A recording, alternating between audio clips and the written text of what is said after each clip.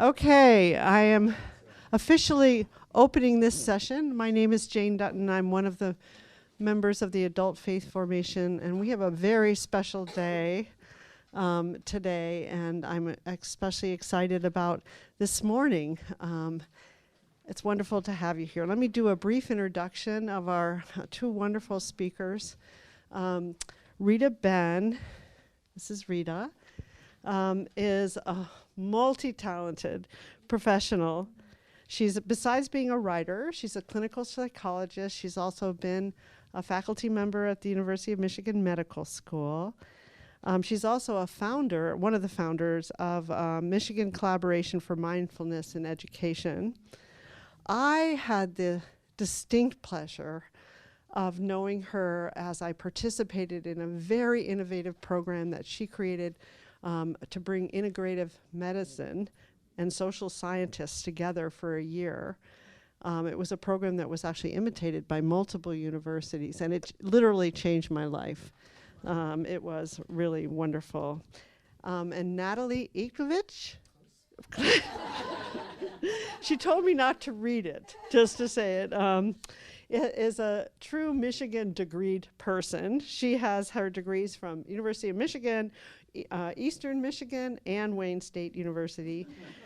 She was an educator for 38 years of students who included educated youth and those with learning differences. Both of these wonderful women participated in, were members of the Generations After, which is a group of adult children of Holocaust survivors from Temple Beth Meth, who've been meeting since 2004 to share stories for the purposes of writing services for the Hashoah? Okay, thank you. Yom HaShoah, which is the National Day of Holocaust annual remembrance, which is next Sunday, actually. And you're all invited to come. Yes, and you're May 5th at Temple Beth at 7 o'clock. yes. And the group that, the book that they wrote grew out of the stories that they shared there. And then they shifted to focus on this particular book. It's wonderful because at this point the authors of this book, people who have contributed stories, have done over 80 book presentations, and the book itself has won all kinds of awards. So we are very privileged to have these remarkable women here. They do want me to tell you that if you have further questions, we're going to have time for Q&A. In fact, we're really going to welcome questions. They also have a wonderful website, www.secondgenerationvoices.com. And they do have the first 10 people who arrived got free books, but they have some additional books if you would be interested in purchasing them. And they would be happy to stay and sign your book if you wish. But for now, I'm going to turn it over to Rita. Thank you for being here. Thank you all for coming. We're so delighted that there's so much interest, and I hope you will come back at 5 o'clock today to hear Irene better, because she actually was the inspiration for our book. We had thought, how important really is it for us to tell our stories? It's really our parents' stories that are critical. And yes, our parents' stories are critical, but equally the impact of those stories on our lives are important as well. And Irene said to us, that it was important that we carry that legacy on and share that information. And when we initially wrote our book, the book was filled with stories of our parents. And an editor of a publishing company said to us, without any, didn't mean any harm, but said, there's not really a market anymore for Holocaust sort of stories. There are so many. And she was looking at it, of course, from a profit, perspective. But she said, what readers are really interested is connecting with you. And if you go back and rewrite what is deeply in your hearts as to what you experienced, that would be really important. So we all went back to the drawing board and rewrote our book in that vein, and we were surprised to see that there was a lot of information, even though that we had been meeting for several, 20 years or so, or 15 years at that point, sharing our stories with the congregation about our parents. There was so much that we hadn't shared amongst each other about similarities. Those are very deep personal issues when you start thinking about your family that you often share just with very close friends. So we went back and we wrote our book. So the way we're going to organize the presentation today is that Natalie will read 2 or 3 excerpts from their book. I will read 2 excerpts from her chapter. I will read 2 excerpts from my chapter. There are 16 authors who participated in the writing of this book. And then we want to open it up for questions, and all questions are fair game. So nothing is too personal that you cannot ask. All right? So thank you. So without further ado, Natalie. Well, thank you all. My name is Natalie Iglewitz. I'll just tell you a little bit of background about my family. Both my parents are from Poland. My father grew up in a very small town in Poland called Ostrolenka. It's kind of Fiddler on the Roof style. It was about 20 miles northeast of Warsaw. He actually escaped his village when the Germans invaded. He and his sisters hid in the fields and went from farm to farm until they reached the Russian border, and then he escaped into Russia and survived the war there. And my mother is from the second largest town in Poland, Łódź, and her and her family were in the Łódź ghetto, and then she and 2 of her sisters were in Auschwitz, and then a smaller camp, a subset of Ravensbrück, which is the only all-women's camp, concentration camp, and then she was liberated in Bergen-Belsen. So I'm going to read 3 excerpts. And I'm really touched that you're all here. I always feel it just makes my heart race when I start talking about this. So, excuse I feel a little shaky, but it doesn't matter how many times I do this, I always feel this way. When I was 7 years old, I took to climbing the huge oak tree that grew in our front yard. Knowing that my father would forbid this activity, I waited until he took his afternoon nap before heaving myself up the largest branch. Every day in the spring and summer, I tried to climb a little bit higher. I got as far as the rooftop of our house, which probably wasn't very far up, considering our home was a small 1-story. Still, I felt on top of the world, and I loved looking out from my perch at the street and houses below, observing the comings and goings without being noticed. One day, when I was enjoying my hideout, an elderly Jewish neighbor, Mrs. Marks, came walking down the sidewalk towards our house. She stood underneath that oak tree, wagging her finger at me, and said, "You get down from there right now. Don't you know nothing else can happen to you?" I scrambled down that tree and never climbed it again. I was beginning to understand that something terrible had happened in my parents' life and that nothing else terrible could befall them. They couldn't lose me. In my predominantly Jewish neighborhood, my neighbors felt the need to protect my parents from more loss. From an early age, I understood that being loved by your parents was pretty natural, but the idea that I was so cherished and precious that neighbors would intervene in my tree climbing exploits did not seem normal. I'm just going to intervene. I forgot to tell you, I'm an only child, which kind of explains even more. This is in Oak Park, Michigan, just north of Detroit. When I went to my friends' houses, I saw that their parents were devoted to their children, yet still retained an element of themselves. They seemed to have their own dreams and desires. In my house, my father told me that I was his life. My mother would say she was living for me. This heavy love felt like a burden, and since at times I was troublesome and disobedient, I felt undeserving. Why did they act this way? What happened to them? Around the age of 7, I began to get a vague notion. Unbeknownst to my parents, I was understanding their secret language, Yiddish. When they spoke the secret language amongst their close-knit circle of survivor family members and survivor friends, their conversation began with the phrases before the war, during the war, and after the war. So there had been some sort of war, I was beginning to figure out. Throughout my early childhood, I was periodically awakened in the middle of the night by my mother's piercing screams, "No, no, no!" And then her face suddenly appeared over me. I would ask what happened, and she would answer, "Nothing, a bad dream." In the morning, when she was doing a household chore, I would ask her about the bad dream, and the Nazis were coming for you.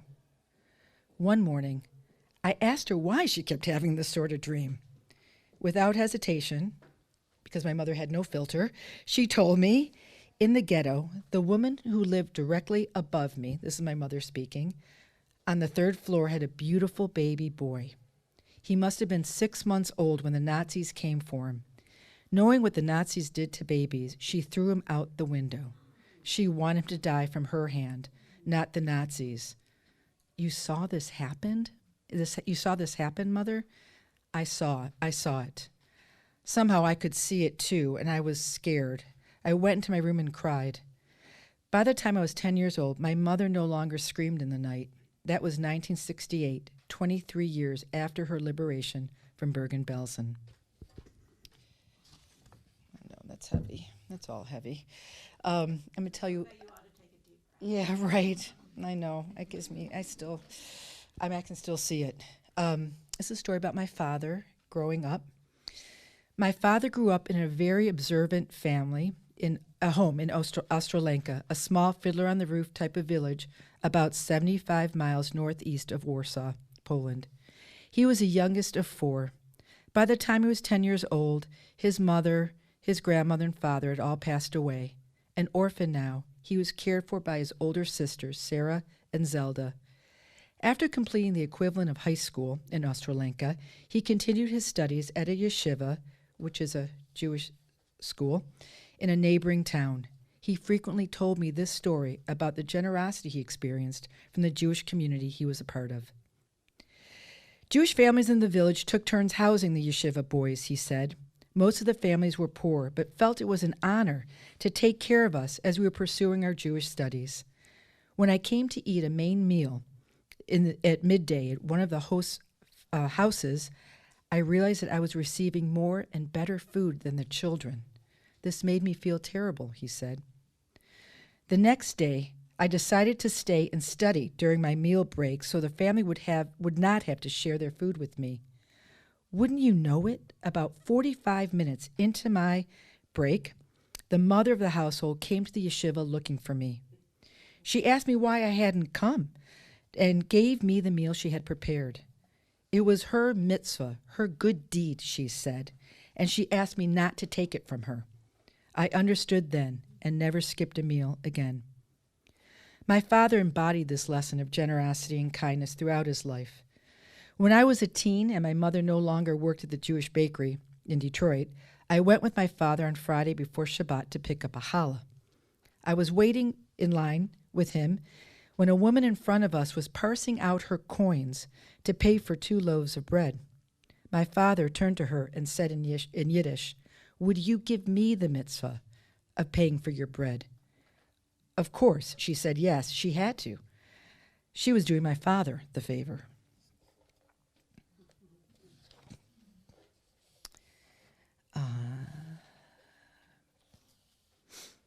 All right, my third story. I'll just give you another little background. My mother was an incredible knitter. She'd been knitting all her life, like she learned in school, and then she worked in a bakery in Detroit, and then she ended up working in a knit shop. And my mother would watch Dallas. I remember Dallas. And I never watched it, but I can't remember one of the women's names, but they wore in the 70s they wore those beautiful sweaters. She would watch it, write down the pattern of what was her name? Pardon? Maybe. And the next day the women would come to the knit shop and ask for that sweater. My mother could write the pattern out and give it to them. So that she was really an expert. So that kind of pertains to this story a little bit. One day when I was about 10 years old, while searching for the needle she wanted from her needle case, my mother showed me an unusual pair. Then she told me the story of these knitting needles, which had their origin in one of the smaller concentration camps she'd been sent to in Germany. at the time I wrote this story, I didn't know the name of the camp, but now I did research, and it was the subset of Ravensbrück. It was a good camp, my mother said, which that's how my mother spoke.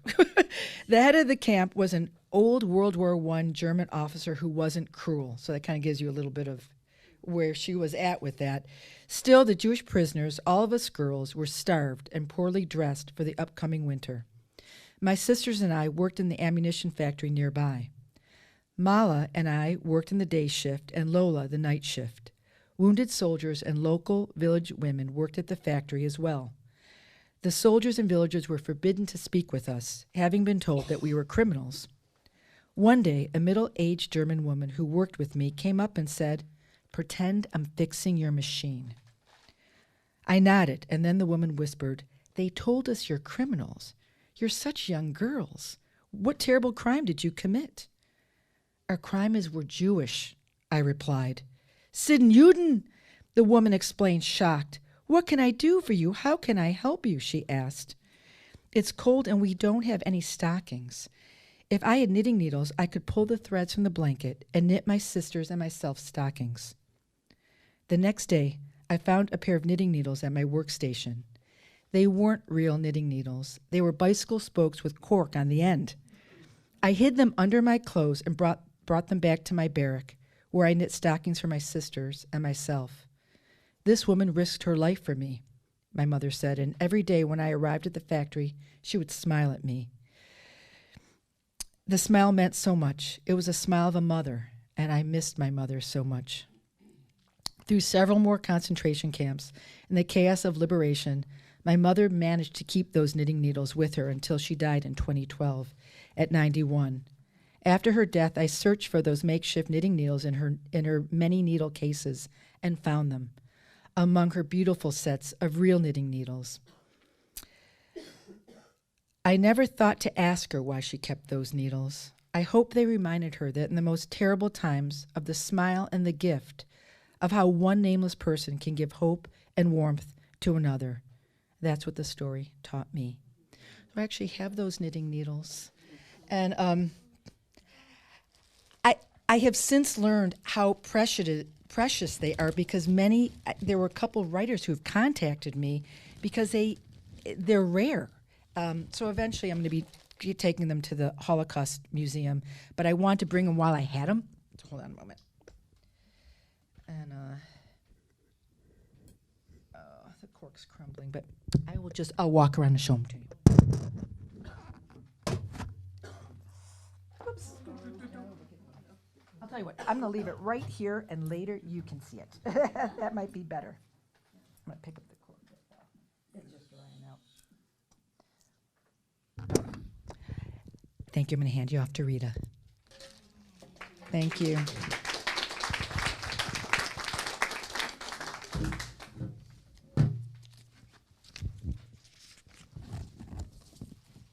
Thanks, Natalie. My mother, Alice Guinness, was born in Poltava, Ukraine, and my father, Philip Benyaminovich, in Russia. You can see that my name was shortened as a child. They both grew up in Vilnius, which was a thriving city of intellectual and cultural Jewish life in Eastern Europe, in the country of Lithuania.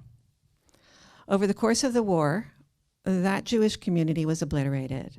Historical reports indicate that 95% of the pre-war Jewish community in Lithuania were murdered. 200,000 Lithuanian Jews in total. My parents were just 22 years of age in 1940 when they both visited home for a summer vacation from the colleges they attended in Brussels. They had been dating at the time and never thought they would not be able to return back to school that fall, or that they would get stuck behind the Lithuanian borders as a result of communist nationalism and then later Nazi occupation. While my grandparents couldn't imagine what was yet to come, how could they, or how could anyone really, they still advised my parents to not come home. But my parents wanted to be with family, and they didn't listen. They soon married afterwards in a civil ceremony, and in 1941, they witnessed one of the first personal episodes of terror.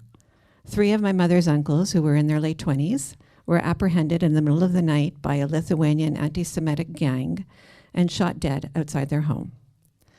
A month or so later, my father was also abducted, accused of being a traitor. He was imprisoned for several days in a fort, where over that week 10,000 Jews were tortured and killed. By the grace of my mother's wits and persistence, she was able to free him, and for that you'll have to read my chapter further to find out how. My parents, together with their extended family of 32, were soon ordered to leave their own homes and forced to live with several other families they didn't know in crowded apartments known as the Kovno Ghetto. It was barricaded by barbed wires and guards. For 3.5 years, they worked as slave laborers and survived many of the early selections of people sent to concentration camps. Eventually, though, they were deported. My mother, together with her mother, Rebecca, and other relatives, were sent to Stutthof, and my father to Dachau. The Germans were losing the war, and this was the last concentration camp out of Kovno, 3 weeks shy of the Russians' arrival to liberate the town from the Nazis. After the transport, the Germans set fire to the ghetto. They killed the 2,000 or so remaining Jews in hiding, including my father's parents, Liba Benjaminovich and Rosa Sonimsky, my father's 20-year-old sister, who I'm named after, and several other relatives. By another set of miracles, they found each other after the war. They returned to Brussels, where my father finished his engineering degree and later emigrated to Canada, where he built a very successful civil engineering company. Of their 32-member family, only 5 survived. My mother and father, my mother's sister, Sarah Gennady, and husband, Misha, who had escaped from the ghetto to fight in the forests as partisans with the Russians, and a younger cousin, Tanya Vorovich, whom my mother courageously saved from kinder action. That was the Nazi edict to kill all the remaining Jews in the ghetto. And for that, you'll also have to find out how she did that in my chapter. And today, Tanya is over 80 years old and a grandmother of 2 children living in Toronto, Canada.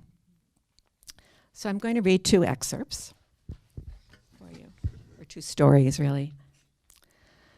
My father, Philippe, was a passionate man, passionate about food, his family, his work, and his opinions. He loved a good party, and his boisterous laughter was so contagious that even strangers who heard him at a restaurant joined in. He was extremely generous with gifts to my mother and to me, and to organizations that supported Israel or Jewish education. He was equally lavish with peace offerings he made. Following my parents' arguments, bouquets of long-stemmed red roses frequently arrived via the florist delivery truck to our house. I always looked forward to playing cards and board games with my father on the weekends, despite the fact that I often ended up in tears.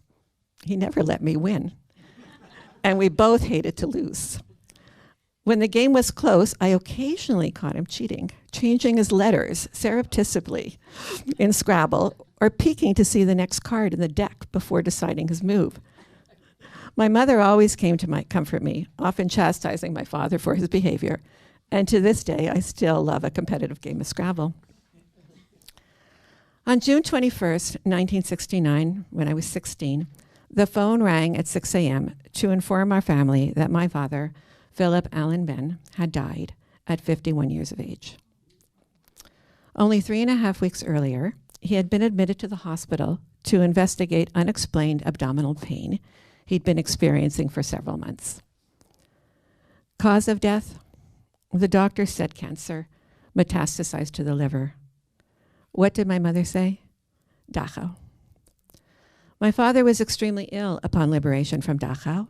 At 5 foot, 11 inches, he weighed only 75 pounds and had to spend 3 months in recovery at a hospital where he almost died.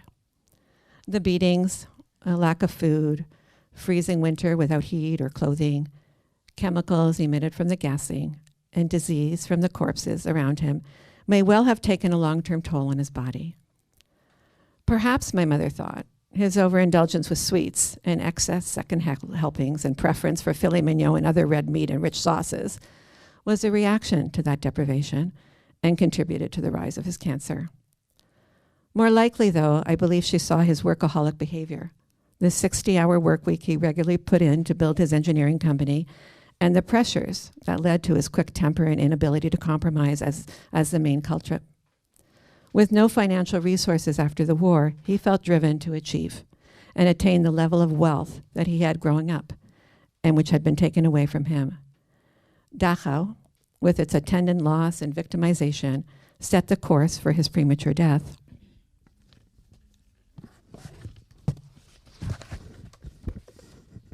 Each of the 3 times I have visited the Holocaust Memorial Museum in Washington, D.C., I've stood transfixed, watching the video footage documenting Dachau's liberation. No matter how improbable it would be to see my father, my eyes kept searching over and over again for an image that may have resembled him. I wasn't sure if I would be able to recognize him among the walking dead in their striped pajamas. My father was 27 years old when on April 29th, 1945, the 3 U.S. Army divisions converged to liberate Dachau. 33 years later, on that very same day, I gave birth to my first son, David, who, of my 3 wonderful children, feel the pull of his ancestral lineage most strongly, and whom Jane Dutton happened to mentor at U of M. When I read about the 2015 United States Holocaust Memorial Museum anniversary gathering, I imagined what it might be like to attend. Could I learn anything about my father's experience by talking to another Dachau survivor or a soldier who liberated the camp? For several years, I had been part of a training program to teach U.S. Army personnel mental resilience skills. This work had been, in small measure, my way of giving back to those unknown soldiers who freed my father and to whom I indirectly owe my life. On May 4th of that same year, my husband and I were at a party celebrating the engagement of our middle son, Jeremy, to his sweetheart, Catherine Byrne Dugan. We sat in the garden of her family home, talking with her parents and 89-year-old Irish Catholic grandfather, Art. I was careful not to broach any details about the upcoming wedding. Catherine had converted to Judaism several years before she met my Jeremy, and she warned me that it still might be a sensitive issue for her pop-up. Our garden conversation turned to discussing my need for a new car. I said I would not consider purchasing any vehicle made in Germany out of respect for my parents' suffering. My parents never allowed the purchase of German products in the home. Catherine's mother informed me quietly that Art had been in the army during the war, and that he too never allowed German merchandise in his home. She motioned to Art to come over and told him, "Pop, Jeremy's mom won't buy anything German. Her parents were in a concentration camp during the war." He nodded silently. "Did you see any of the camps?" I asked Art, and then quickly added, "My mother was at Stutthof and my father at Dachau." Art hesitated, and when he began speaking, he averted his eyes from mine. "Our unit went to Dachau. I will always remember that smell. When they gave us the assignment, we thought we were going to help transport some prisoners out of jail. I had just been shipped from overseas a few weeks earlier, all of 17 years of age. I knew nothing about the camps or about the war. On our way to Dachau, there was a terrible stench." He paused for a moment. Catherine's mother whispered beside me that Art had refused to ever talk about his wartime experiences with her husband, his son. I couldn't believe what we saw when we arrived. Dead bodies lying everywhere. You stepped over the corpses like they were roadkill. And those alive, I won't ever forget what they looked like. I don't care what the Germans say. The townspeople definitely knew what was going on inside that camp. With that smell, there was no way not to know. I nodded in agreement. I knew about the complicity of silence and the pain it held for my own mother. Hearing this eyewitness account, I cringed, not just for the suffering of the victims, but also for that young boy inside of Art. I could only imagine how hard that must have been for you, Art, as a 17-year-old green from Philadelphia, to face that horror. My mother told me how kind my father found the American soldiers who liberated the camp. I want to thank you for your service. I paused for a moment to allow him to take in what I said. Isn't it amazing, Art? I continue. If it weren't for you and your troop, in all likelihood, we wouldn't be here today, celebrating Jeremy and Catherine's engagement. A faint smile came to his lips. Art went on to talk more about his wartime experiences while Catherine's parents sat motionless, grateful to hear him share what he'd never spoken about before. I was only half listening. My mind was filled with only one word: grace.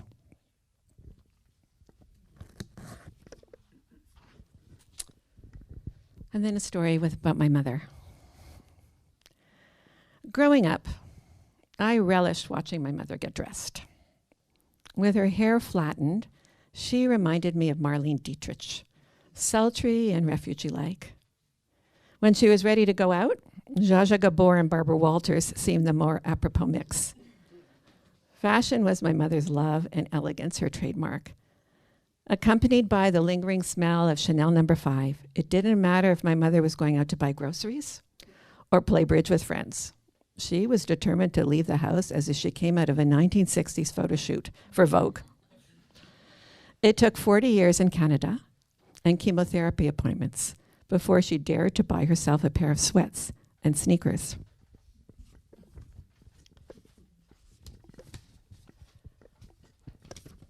Over the course of my adult life, my mother and I lived 600 miles away, a 10-hour drive. And although we visited each other several times a year when my children were young, as our family grew and we got busier with work and the children's commitments, the visits went down to once or twice a year, at most. My mother and I spoke often on the phone, at least once a week, but I often got off the phone feeling depleted or triggered. I was pretty much my mother's confidant her whole life since my father died. I was the one who heard her cries of disappointment in herself, or her marriage, or her children, or her sister, or her fears of recurring illnesses and judgments of other people. As my mother and I grew older, I found it harder and harder to bear her relentless unburdening, and I felt I couldn't fix the trajectory of her life or her indulgence in her victim mentality. I wished she could find happiness. I knew, though, what I needed for my own growth was to create distance, first physically and then a little more emotionally. In deciding to reside permanently in Ann Arbor after my initial move for graduate school, I hoped to instill a boundary that would keep me from falling into her vortex of sadness or trigger my frustration and helplessness in not being able to alleviate it. I struggled with guilt for trying to enforce that choice until she died. My mother described her relationship with her own mother, Rebecca, as very close. It saddened her that ours was not as smooth sailing as what she remembered about hers. She spoke many times about how much she loved and missed her mother every day. A mother's love can never be equaled by a child, was a favorite lament. And another one was, one day I won't be here. You'll miss me when I'm gone, and then you'll understand. I was almost 45 years old when I learned the details of how my grandmother, Rebecca, died. One weekend, when I returned home to Montreal to visit, my mother asked me to watch the videotapes of her Shoah testimony that Steven Spielberg's project had started. She seemed to feel affirmed by this project, believing that she was making a significant contribution to history. It was the first time that she described her experience in full to anyone. She told me that in the interview she wanted to be accurate and not break down. Indeed, throughout, she remained calm and collected, conveying horrific events in a matter-of-fact tone with no tears. Rebecca was 47 years old in Stutthof. She had been feeling ill and asked my mother to spend the night with her. My mother did not want to stay in the same crowded bunk bed with her that night, so she left. I was afraid of seeing my mother die, she reported. In the morning, my mother returned, only to drag her mother's cold body out of the barracks and place her on top of the heap of the other corpses in the camp yard. And 2 weeks later, the camp of Stutthof was liberated. My heart sank in my stomach when I heard her describe her mother's death. I vowed to myself and immediately afterwards to her, I'll never let you die alone. When the time comes, I'll stay with you, and I want you to know that and never worry about that. For all my mother felt I couldn't give her, I knew at least I could do this for her. My mother quickly dismissed this avowal with a slight smirk and a quick, okay. She had something else on her mind. How did I look on the tape? Was my lipstick okay? Did I seem composed? Was it logical? How did my accent sound? Could you understand me clearly? She beamed as I praised her coherence, her demeanor, and as important, her shade of red lipstick. The day after my mother's 88th birthday, she entered the hospital battling a high fever. After a bout of severe respiratory distress, she lay still with her eyes closed. For the next day and a half, I remained by her side, getting up to wet her lips with a washcloth. I was reminded of the many times during my childhood when I brought warm compresses to her forehead to relieve her recurrent migraines. I began grieving in anticipation of her passing, sometimes softly and sometimes very loudly, feeling the full regret of not having done enough to ease her suffering during her lifetime. In the evening, my mother suddenly opened her eyes. My brother and I moved closer. She gazed directly at me, and I felt the love just streaming out of her eyes, even though she couldn't speak. Holding her hands, I said, I love you, and assured her that she had done her best as a mother. I began softly chanting, Shema Yisrael, Adonai Eloheinu, Adonai Echad. Hear, O Israel, the Lord is our God, the Lord is one. I knew this to be one of the most religious prayers of our Jewish liturgy, but I wasn't aware that it is invoked as a formal rite of passage during a person's final moments of life. Though my mother was not sure what to make of God's existence, how could a God allow the Holocaust to occur? I knew that when it came time for my mother to leave her body, I wanted her to hear the Hebrew sound of God around her. For a full moment and a half, my mother's eyes and mine were locked, and I sang. Just as unexpectedly as she opened her eyes for the last time, my mother turned her head away to face the wall in front of her. Her last breath was barely audible, her end peaceful. I was grateful that my mother did not suffer in death as she did in life, and that she did not die alone.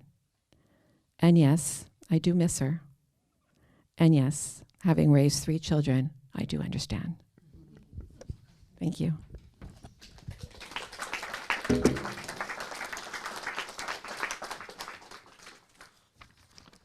So Natalie and I are open to any questions that you may have about the stories or about the book that we wrote.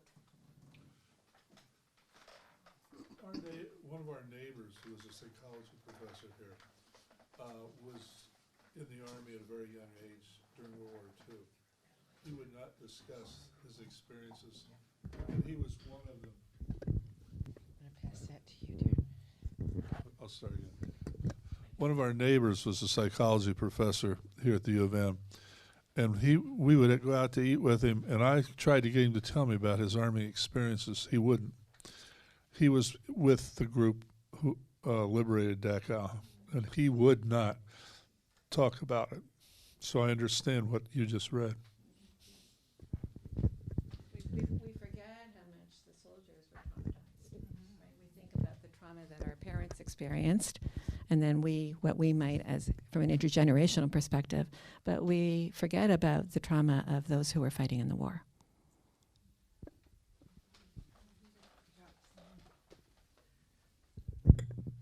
First of all, thank you. I've read these stories, but I've not heard them spoken the way that you spoke, and there was beautiful and moving.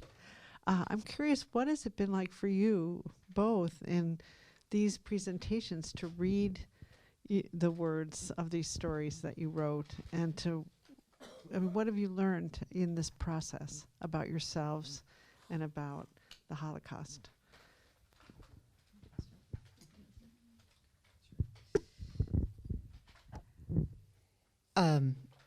I have learned how it still like vibrates. Like I'm 7 again. I am 12 again. I feel it all over again. Like it's just how that emotional experience doesn't change. Like it's still, I feel it all over again. So that's my experience, and why every time I speak, I'm just as nervous, or I have this strange sensation that I don't have in any other time. So that was new. Obviously had no idea. And I'm always in awe of how connected we all are, how people share experiences that are, I mean, if not, they're not identical, but they resonate, and I always just feel connected, and I find that beautiful. Yes, and I guess I will say two things, or a few things. One is I think it's a healing experience each time that we share our stories, and that on occasion I can say that I have felt like the other, which has been an unanticipated experience. Not always, but you're sharing this portrait of your parents, not always in the most positive way. And so you kind of almost feel like, not a spectacle, but like as an other.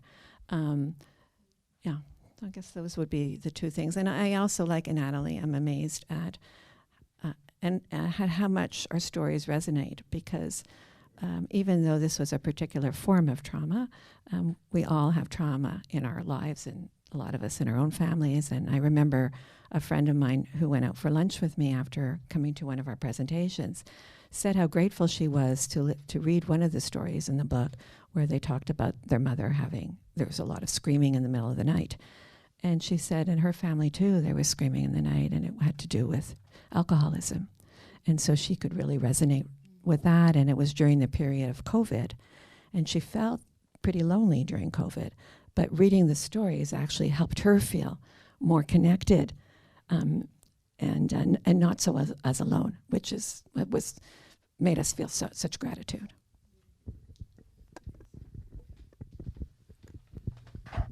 So my dad was in the Army Signal Corps. He was a boy from a small farm in West Texas. And he said he wasn't there the day that the camps were liberated. He was there the day after. And honestly, I don't know which camp. But he was so horrified and so angry. He said there was no way the villagers didn't know what was going on. He would not let his soldiers, the Americans, clean up the camp. He said he insisted that the villagers clean up the camp. I think you can find out. If you, I think you can even do it online at the U.S. Holocaust.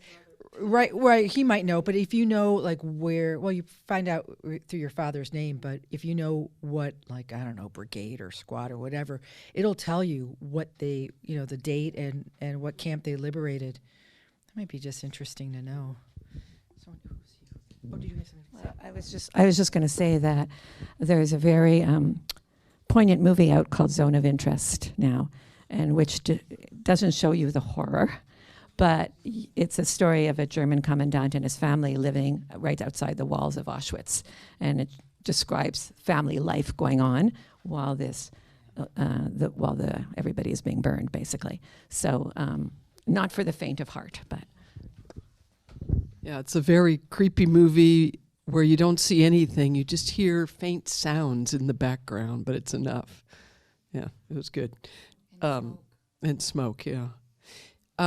Okay, so thank you for sharing, and it was a great intergenerational tale. So I'm curious, what of this, good or bad, have you passed on to your kids?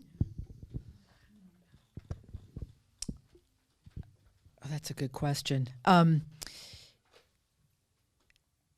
we talk about it fairly frequently, and I use it more of a reference point. I mean, my kids know both my parents' story, and my mother was alive long enough to pass on a lot of her stories to my children in a way I didn't know until later. We talk about resilience a lot in my family, and forgiveness, and while you don't forget what happened in your past, you don't bring it forward, because I feel like that was their legacy to me. That they really, especially my mother, lived a very joyful, loving life. And she was incredibly strong and resilient, and well, both of them were. And so I feel like that's the message that I want to pass on.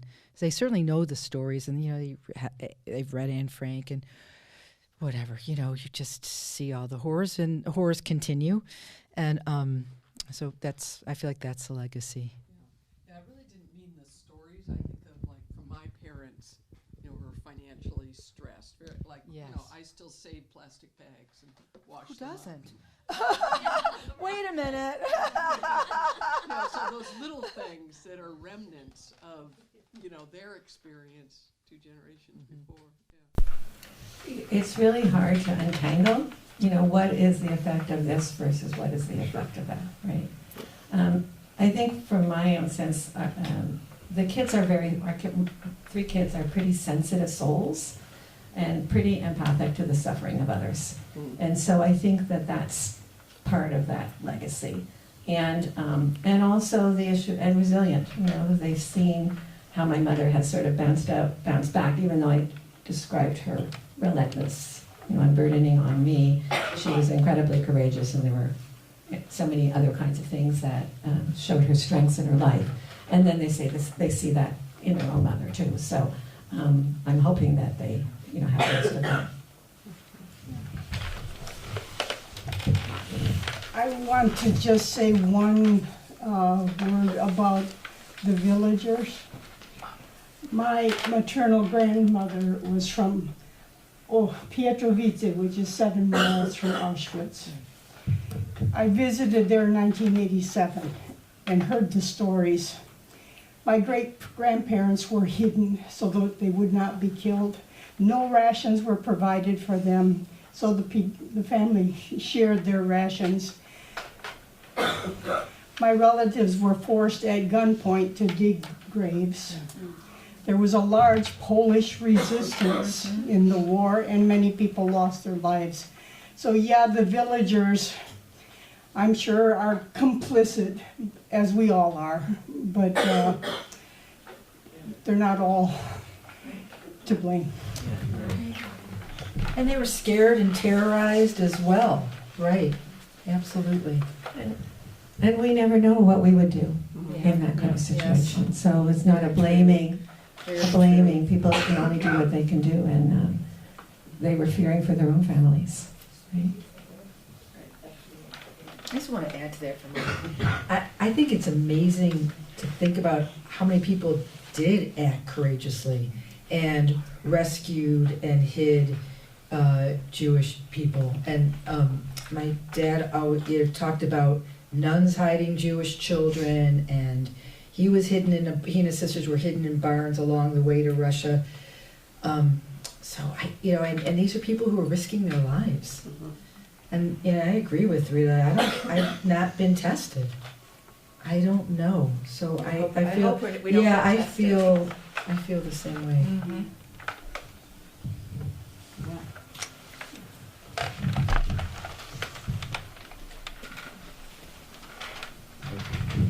Given your prominence in this issue and describing the Holocaust and all the survivor issues, have you had to deal with any of the Holocaust deniers that are out there?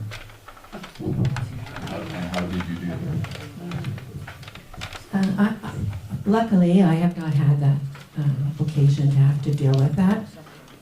I would suggest you ask Irene that question, because she did have an opportunity to talk with one in Grand Rapids. Yeah. I haven't either, but I do have a comment that my mother made when she heard about Holocaust deniers. She said, "If I wasn't there, I wouldn't believe it either." So, yeah, it's just, yeah, it's pretty hard to imagine.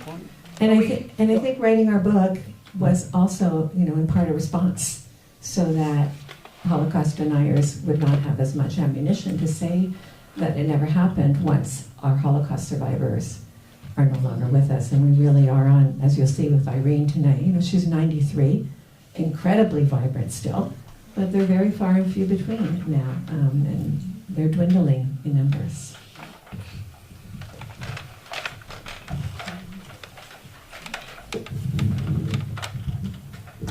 Thank you so much for your beautifully written remembrances and connecting your memories of your parents to their remembering itself. I wanted to know whether there were certain, I'm thinking about one of the first of the post-generation narratives that came out with Mouse in 86 and 90, and I wondered if there were others, if there were other projects that you engaged as you were thinking about the kind of project you wanted to do with your book. Not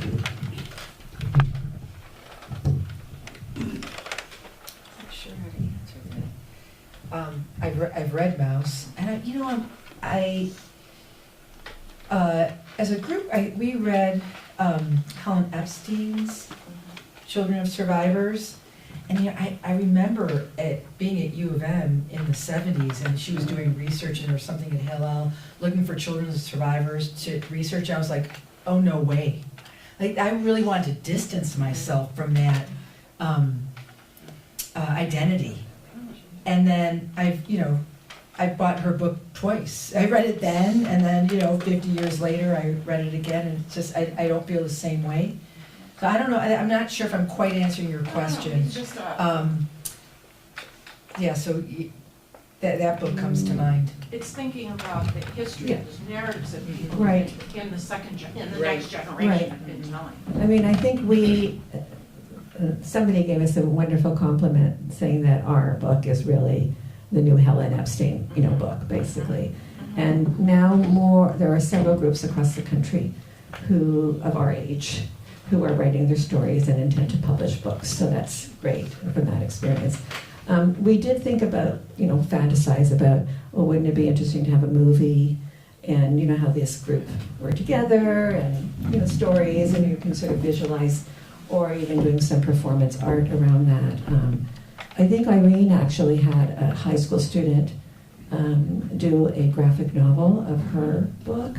So, there are other ways, we have to reach the younger audiences. And I think Irene goes and she talks to schools. That's her strong suit and what she loves to do. And we think similarly, if we can reach high schoolers and college students, that would be a way to, for us to move forward with our stories. I don't think our stories lend itself as much to kids who are of elementary school age. Thank you. Bill. One more question. Thank you very much. Bringing it forward to today, I just wanted to express the regret that I feel and many of us must feel over the anti-Semitic activities that are going on around the country.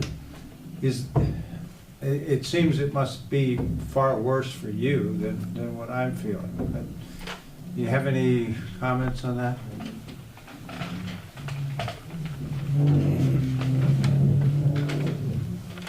Yes. A lot of feelings. A lot of feelings about it.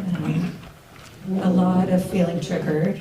A lot of, I will say, almost understanding a little bit of how our parents didn't want to leave the country at the time of the worry of the Nazis coming in, because sometimes those thoughts go through my own head as when do you leave? Especially with the upcoming, we don't want to get political here, but with the upcoming, election and what's happening in this country, that a lot of Americans don't understand about communism and fascism and dictatorships. And certainly the events of October 7th, were a triggering event in that, it reminded me of what happened or what I imagined, happened to our own parents. And at the same time, I'm equally sad for 30,000 Palestinians that are dead, innocent, and who are driven out of their homes. So, our families were driven out of their homes too. And so it's painful all the way around. Thank you for expressing your compassion for us. Yeah, that's such an interesting question because growing up, and this was very it was conscious, but I didn't know why I thought this way. When I walked into a building, I thought about how I would escape. Like that. I mean, from a very young age, that was how I thought, and I didn't understand why I did that until much later. But I still do that. It's such a reflex thing to do, and I would think about when I make friends and they're not Jewish, I think, will they hide me? That was it. It just pops into my head. It's a crazy thought. But my husband is Episcopalian, and when we were dating, I thought that too. I think he will. He'll hide me. But it's such a. I don't think that way. I feel safe in my home. I feel safe in my community. And less safe in my country. But I think many of us don't feel less safe. And we kind of talk about this a lot at home. I didn't think it would ever, I'm understanding how this can happen, right? Because we kind of feel that it edging, not being political, but I think it's, it comes up now. Christian nationalism and wanting to make our country of a certain faith and what that means. So it's a really important question for anyone who is maybe outside what is considered, the normed religion. So thank you for bringing that up. It's poignant. Throughout history, unfortunately, throughout history, the Jews have been targeted, always. We don't totally understand why or how. And there was a recent poll that was done, I think CNN, was on CNN even prior to the Israeli Hamas war, where they asked who are the most hated groups in the U.S. and Jews are number one, and more than Muslims, more than African Americans. It was shocking. So anyway, thank you all for being here today. We so appreciate it. And if you want us to sign the books you have, we're more than happy to. We also I brought 6 extra books if anyone wants to buy them. And also they're available at Literati and Nicholas and Amazon, wherever you shop.